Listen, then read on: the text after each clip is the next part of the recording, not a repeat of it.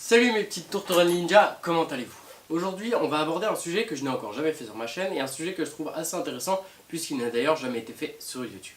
Est-ce que vous connaissez un manga draft? Manga draft est un site sur lequel en fait on peut se permettre de publier des pages de manga donc qu'on dessine. Donc c'est beaucoup de mangas amateurs et il y a très longtemps maintenant, il y a 5 mois je crois, j'ai fait un post sur la page actu, débat, tout ça, parlons manga français, un post demandant à vous, du coup, spectateurs, abonnés et dessinateurs, de me mettre, du coup, en commentaire de ce post, vos histoires. Donc, j'ai eu pas mal de petits commentaires, j'en ai eu une vingtaine, donc avec, me donnant chacun vos histoires, donc j'ai tout lu.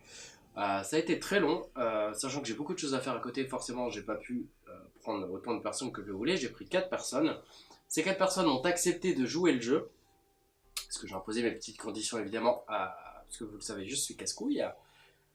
Donc j'ai imposé mes petites conditions et ils ont accepté de m'illustrer un peu à leur manière. Donc je vous laisserai la surprise à chaque fois, pour que vous voyez un style différent avec un même sujet de base. C'est vraiment 4 personnes avec qui j'ai un peu discuté, qui sont très sympas, très aimables, qui dessinent bien, qui ont leur univers à eux, et je me suis dit que ça pourrait être très intéressant pour vous, si vous ne les connaissez pas, de les découvrir ensemble. D'ailleurs aussi je voulais profiter de cette introduction, de ce début de vidéo, pour vous dire que si jamais ce format vous plaît, de faire découvrir de nouveaux auteurs à vous, donc à spectateurs, à mes abonnés et tout ça, n'hésitez pas à m'envoyer vos histoires, vos liens manga draft, tout ça, par mail ou sur Facebook, Instagram et tout ça. Moi je lis tout, et ce qu'on va faire c'est que si j'ai beaucoup de messages, parce que bien évidemment si j'en ai aucun ça n'aura aucune utilité, mais si j'ai plusieurs demandes j'essaierai d'en choisir 2 à 3 par mois et de faire une vidéo dessus. Salut, c'est Mangavi. Là, je suis dessiné par Inès. Son œuvre s'appelle Je ne veux pas d'elle chez moi. L'histoire se passe principalement dans une maison. Les parents de Lily en fait partent en vacances et donc ils vont la laisser avec une babysitter. Et d'où le titre Je ne veux pas d'elle chez moi, on se doute de ce qui va se passer. Sa babysitter, donc Teriel, est quelqu'un d'assez calme au final et de très patient. Lily, comme c'est une enfant, elle est un peu fofolle, et là je dis Lily à chaque fois ça me fait penser à How I Met Your Mother. Et donc on va suivre le quotidien d'une jeune fille qui ne veut pas de sa babysitter chez elle et qui va donc essayer un peu de trouver plusieurs moyens de s'en débarrasser. Et surtout, elle va penser, ça m'a beaucoup fait rire parce que quelque part quand on est petit on a tellement d'imagination que c'est fort probable que ça arrive à beaucoup d'entre vous, que ce soit arrivé à beaucoup d'entre vous. Mais elle va s'imaginer qu'en fait c'est une ogresse. Donc c'est un manga un peu tranche de vie qui nous montre principalement la folie de la jeunesse, ce qu'on est capable de faire et d'imaginer dans différentes situations. Et j'ai aimé ce côté où on a retrouvé l'esprit un peu de quand on était enfant, quand on était foufou, quand on découvrait le monde, on jouait avec un bâton et ça y est on était guerrier, chevalier, ninja, de tout ce que tu veux. Et du coup, ça m'a fait plaisir et ça m'a fait du bien de lire ça. Ça fait une petite bouffée d'air frais. En plus, avec ce beau temps, ça faisait du bien. Un scénario qui peut paraître très simple, mais il faut réussir à développer ça pour qu'on s'attache aux personnages, qu'on trouve l'histoire intéressante, toujours trouver des petits sujets. Et mine de rien, c'est pas forcément facile. Et ce manga est donc une petite bouffée d'air frais qui fait du bien à la lecture. Et donc, franchement, merci Inès d'avoir partagé et d'avoir accepté de jouer le jeu en dessinant. C'était marrant. Et merci pour ton travail, donc d'avoir accepté de me partager ton projet, que je le montre au monde. Merci beaucoup. Hello, c'est toujours Mangavi, mais dessiné par Coralie. Son œuvre, c'est Numéro invalide, se battre pour vivre. Ici, cette histoire, elle est vraie. Donc c'est assez horrible d'imaginer tout ça et de se dire que ça arrive au final à quelqu'un, parce que c'est pas facile. Et déjà, Coralie, sache qu'on te soutient tous. Et c'est une histoire qui est pas forcément facile à lire parce que quand tu la lis, tu sais qu'en fait tout ça c'est réellement arrivé à quelqu'un. Et c'est perturbant, c'est compliqué, et c'est fou de se dire qu'il y a tellement de gens qui ont des choses compliquées à endurer alors que nous, genre, on est tranquille, à Pépouze, on a nos petits problèmes, mais bon, peut-être ça c'est pas grand chose.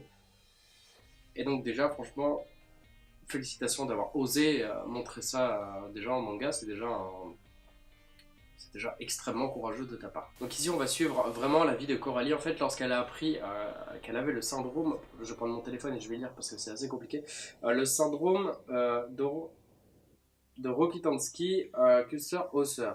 Donc c'est une histoire sur le combat quotidien d'une maladie. Donc c'est pas, c'est pas la joie, mais forcément t'as des hauts, t'as des bas, t'as des moments où tout va bien, t'as des moments où ça va moins bien, des moments où ton corps se sent mal tout simplement.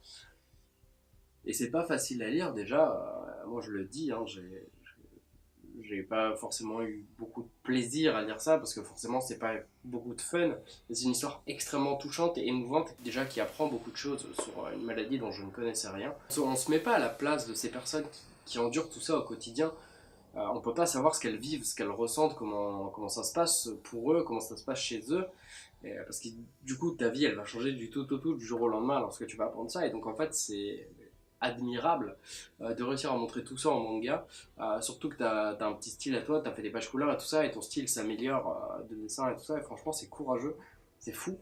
Et je suis en pleine admiration devant le fait que tu montres ça à tout le monde. Donc, tu t'ouvres vraiment aux autres en montrant ça, en montrant ton histoire. Et en même temps, toi, j'imagine que ça peut te permettre aussi d'évacuer certaines frustrations que tu as à ne pas pouvoir en parler comme ça forcément et ouvertement avec tout le monde. Tu as un style graphique parfois maladroit, mais ça c'est normal, personne n'est parfait. À part Suke Murata, mais ça, c'est complètement autre chose. Mais en tout cas, sache qu'on est tous avec toi, on te soutient, surtout parce qu'il t'arrive des choses compliquées ces derniers temps. Et donc franchement, félicitations et force à toi. J'espère que ça te dérange pas la manière dont j'ai parlé de tout ça. En tout cas, merci pour ton partage, merci pour ton travail, merci pour ton soutien et merci infiniment du fond du cœur. Hello, ici c'est Mangavi. Dessiné par Nico. Son œuvre c'est Crying Girls. Marc, 15 ans, est beau garçon et séducteur. Il est grillé au sein de son école auprès de toutes les filles, mais toutes.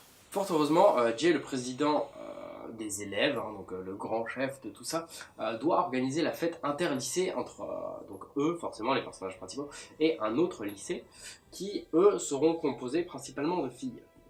Plutôt à leur avantage parce que du coup, ces filles-là ne connaissent absolument pas leur réputation.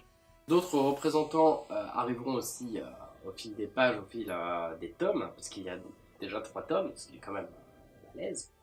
Et honnêtement, je trouve que ce manga est très intéressant parce qu'il arrive à te mettre 3 personnages principaux, donc 3 garçons en avant, tout en te montrant leur approche du coup différente avec les filles et tout ça. Et c'est marrant, les gags sont bien, le dessin est très sympa et ton dessin graphique a une évolution assez folle, je trouve, parce que tu es parti de beaucoup de maladresse pour arriver à quelque chose de très beau au final. Tes trames sont très sympas, ton univers est cool. Donc c'est toujours encore de la tranche de vie, donc on est toujours dans le quotidien de personnes. Mais là, c'est un 3e manga, c'est rare en plus que j'aime vraiment les mangas tranche de vie. Et là, c'est un manga que tu as encore développé, enfin que tu as développé avec beaucoup d'aisance. J'ai l'impression que tu es très à l'aise dans ce milieu, et ça se sent. L'amour c'est chiant, les cours c'est chiant, de toute façon quand on est au collège et qu'on a 15 ans, en général on s'en bat un peu les coucougnettes de tout en fait. T'as juste envie de faire tes trucs, faire ton trip, de dormir et tout ça, parce que je pense que tu as encore envie de faire, même moi à 24 ans j'ai encore envie de dormir. Enfin bon, t'es dans ton délire et tout ça, et t'as tes potes, on est tous en groupe, et donc c'est marrant, je trouve, la manière dont tu as abordé le fait que certaines personnes deviennent potes parce qu'ils ont un objectif commun, la séduction, et c'est un point de vue qui a été intéressant et je trouve qui est pas forcément beaucoup amené en manga, parce qu'au Japon ça se passe totalement différemment, et donc là on a une vision sur ce qui se passe à notre manière à nous en France, avec ton style et tout ça, et tes histoires, parce que c'est forcément des choses que tu as aussi toi vécu, pas forcément tout, mais en partie. Et du coup, je trouvais ça très intéressant, la manière dont tu as abordé et dont tu as amené les choses au fur et à mesure des tomes et des chapitres, donc forcément. En tout cas, c'est un manga qui est assez frais, qui franchement est assez marrant. Je mettrai tous les liens manga draft en description. Mais franchement, merci à toi parce que ça faisait un moment que j'avais pas lu de manga comme ça et moi-même, j'aurais voulu écrire des mangas dans ce genre-là avec des choses que j'ai vécues, mais ça va être chiant parce que c'est absolument pas le genre de choses dont je sais parler. Merci à toi pour ton travail, pour ton partage, d'avoir joué le jeu, même si tu as été en retard, ce n'est rien. Après tout, ma vidéo de retard aussi.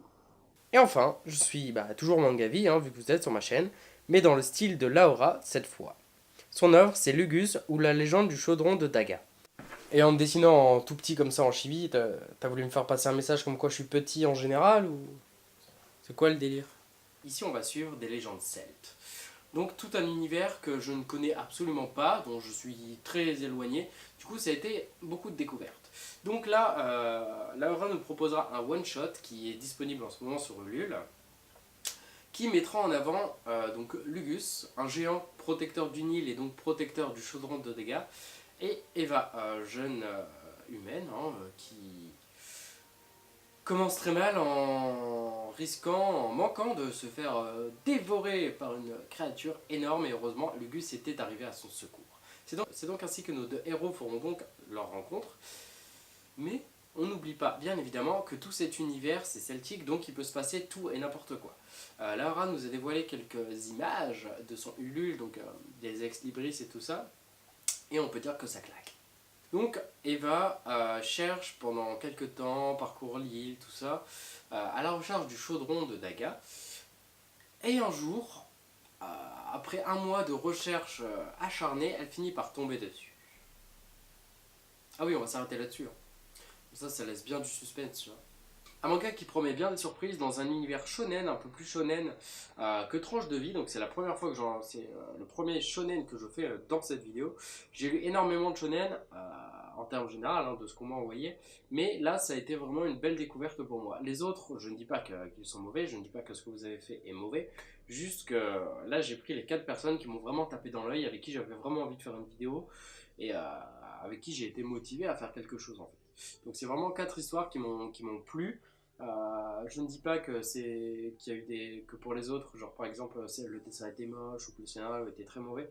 Je dis juste que ces 4 là ont été un énorme coup de cœur pour moi, donc j'ai choisi de parler vraiment de ceux-là pour une première vidéo.